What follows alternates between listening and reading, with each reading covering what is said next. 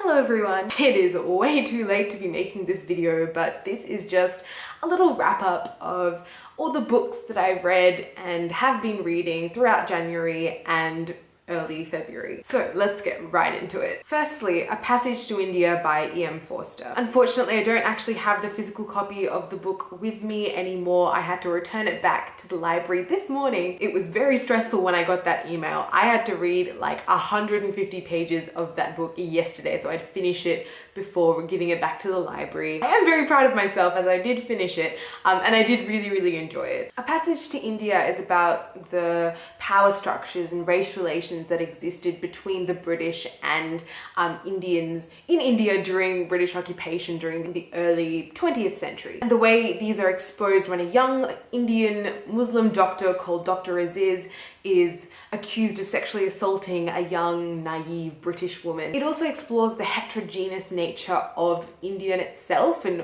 what it means to be Indian, because back then, and even I guess the legacy of that still exists now, India is very much a divided country. There were lots of different things going on at the time. You have religious divides because Hinduism is your primary religion, I guess, just by population, but you also have other religious groups like Islam and Buddhism and Jainism and Sikhism. It also has these really wide and deep ponderings on religion and the nature of existence and the meaning of society and how it's organized. And it also seems to be based on Forster's own personal experience and travels in India and all the friends he made and the people he met. This was a slow burner. Like, as I mentioned, it contains all these big philosophical ponderings on humanity and religion, and with that, Forster often brings up a lot of really peculiar imagery and strange and abstract figurative language, which really makes you stop and ponder and just really kind of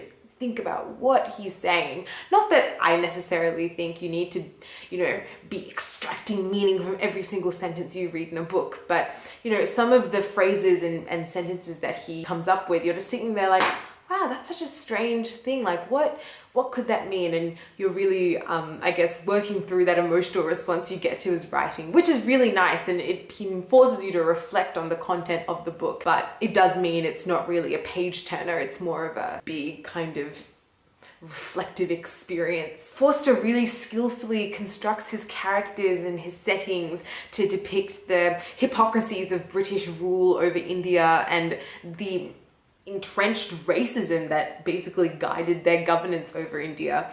And there are some really moving passages in there when, characters talk about their own oppression and their experiences, and that really touched me. Forster also makes some really interesting comparisons between Christianity and Hinduism and Islam, and ties in lots of allusions and references to various cultural and spiritual events and, mythologies that have existed. I found that really interesting as a Hindu person who's raised as a Hindu and who identifies as culturally Hindu. And also I could understand a few of the references he made to, for example, Gokulashtami, which is like a big celebration of Krishna and his birth. So a lot of things in this book are very interesting and very compelling read. I absolutely loved it. I can't wait to read more of Forster's works. Secondly, I read Death of a Salesman by Arthur Miller, and I really loved it. I have always loved Arthur Miller. I read The Crucible in year 10, I think, and I really enjoyed it. We did it in school and I was just completely captivated. And I bought this a few years ago, but I only picked it up like mid-January, so it was a long time coming, but I'm so glad I did read it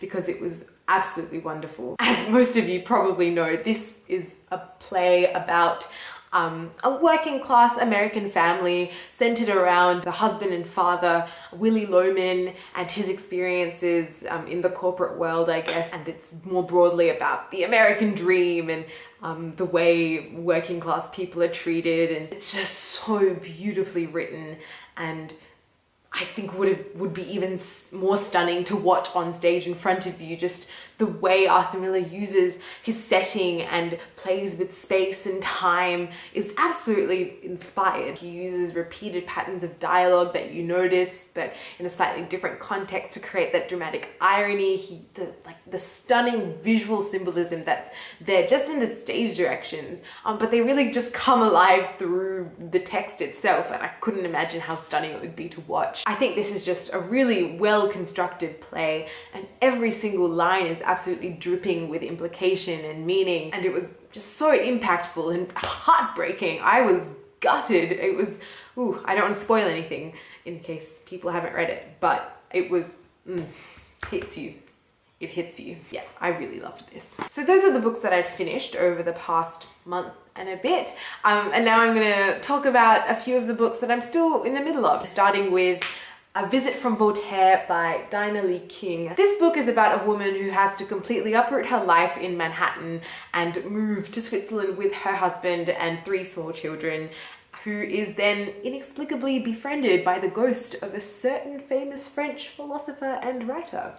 3 guesses who? I'm really enjoying this book. It was longlisted for the Orange Prize for Fiction in 2004, and I'm really enjoying it. I think the characters are so fun and the book is so charming, and I'm really curious to see where this heads with the plot. I'm not a whole way through the book yet. I'm very much in the, working my way through the first half of the book. So I'm really, really intrigued to see where this takes me. It also doesn't hurt that I'm learning some French at uni and I'm able to pick up on some of the vocab that's in here. So that's really nice. And finally, I am reading the Lord of the Rings trilogy by J.R.R. Tolkien.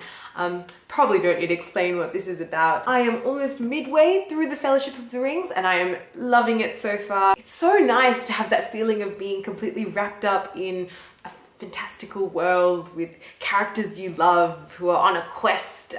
It's such a lovely feeling. Tolkien's writing is just so warm and comforting, but also really atmospheric, and he really transports you on this journey. It's very magical. I will say one thing though.